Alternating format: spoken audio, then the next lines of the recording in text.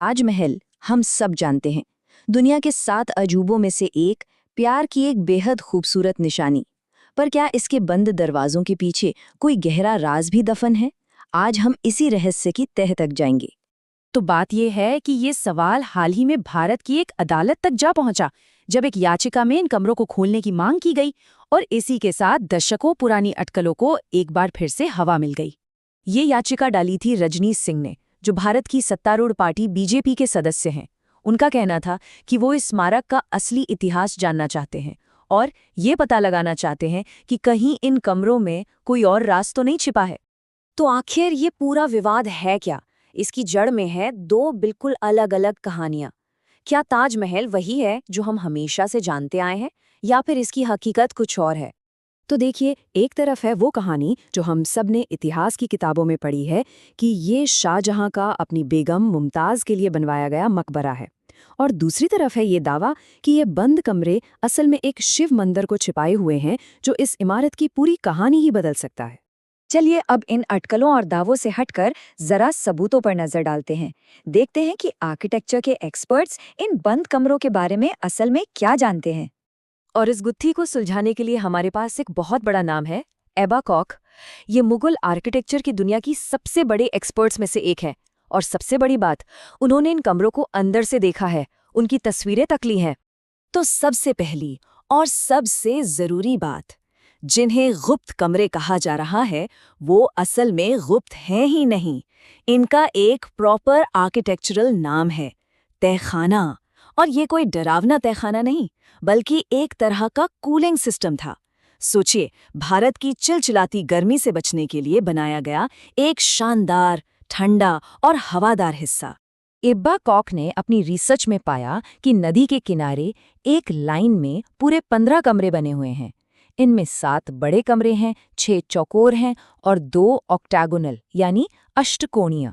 मतलब ये कोई भूल भुलैया या काल कोठरी नहीं है, ये एक प्रॉपर हवादार और वेल प्लान्ड जगह थी। और हाँ, ये कोई मामूली कमरे नहीं थे। सोचिए, एक जमाने में इन कमरों से नदी की तरफ देखने के लिए खूबसूरत मेहराबें बनी थी। ये सिर्फ दिखने में सुंदर नहीं थी, बल्कि सीधे यमुना से ठंडी ठंडी हवा अंदर खींचती थी। दीवारों पर जो सफेदी है ना, उसके नीचे आज भी ओरिजिनल पेंटिंग के निशान मिलते हैं। जालीदार पैटर्न, सितारों के डिजाइन, कमाल की जगह रही होगी ये। एब्बा कॉक खुद कहती हैं कि ये यकीनन एक खूबसूरत और हवादार जगह रही होगी। मतलब साफ है, इसका मकसद रहस्य नहीं बल्कि आराम और ठंडक था। बादशाह और उनके मेहमानों के लिए गर्मी से बचने की एक शाही जगह। तो ये काम कैसे करता था? मतलब बादशाह और उनके लोग इस शानदार जगह को इस्तेमाल कैसे करते थे? जरा उस सीन को इमेजिन कीजिए। बादशाह शाहजहां अपनी नाव से यमुना नदी के रास्ते आ रहे हैं। वो घाट पर उतरते हैं और गर्मी से बचने के लिए सीधे इन ठंडे तहखानों में चले जाते हैं। मतलब ये कोई छुपा हुआ रास्ता नहीं था, बल्कि एक ग्रैंड और फंक्शनल एंट्री थी। और इस बात को एक और चश्मदीद गवाह कंफर्म करती हैं, भारतीय कंजर्वेटर अमिता बैग, जिन्होंने लगभग 20 साल पहले इस जगह का दौरा किया था।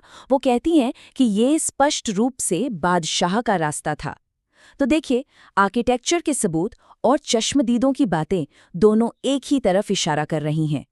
तो सवाल ये उठता है कि अगर सब कुछ इतना साफ है तो ये अफवाहें फैली ही क्यों? और सबसे बड़ा सवाल, इन कमरों पर ताला क्यों लगा है? देखिए, इसका जवाब किसी साजिश में नहीं, बल्कि काफी सीधा साधा है। ये कमरे 1978 तक पब्लिक के लिए खुले थे, लेकिन उस साल यमुना में जबरदस्त बाढ़ आई। बाढ़ का पानी और गाद इन कमरों में भर गया, दीवारों में कुछ दरारें भी आ गईं। बस इसी के बाद अथॉरिटीज ने सेफ्टी के लिए इन्हें बंद कर दिया। ये टाइमलाइन पूरी कहानी को एक फ्रेम में रख देती है।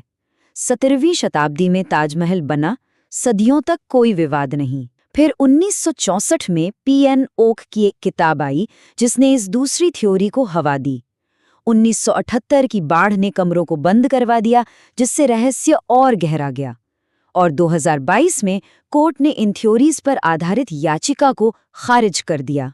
और शायद इसीलिए एक्सपर्ट एबा कॉक कहती हैं, ऐसा लगता है कि ताज पर गंभीर अकादमिक शोध की तुलना में कल्पना ज्यादा है। और ये बात इस पूरी बहस की जड़ है, यानी स्कॉलरली रिसर्च और पॉपुलर कहानियों के बीच की टक्कर। तो आखिर में ये हमें एक बहुत बड़े सवाल पर लाकर छोड़ देता है। हम ऐतिहासिक सबूतों को दिलचस्प कहानियों से अलग कैसे करें, खासकर तब जब वो कहानियां इतनी मजबूत और आकर्षक हों। ये सवाल सिर्फ ताजमहल के लिए नहीं है, बल्कि इस बात के लिए है कि हम अपने इतिहास को देखते और समझते कैसे हैं।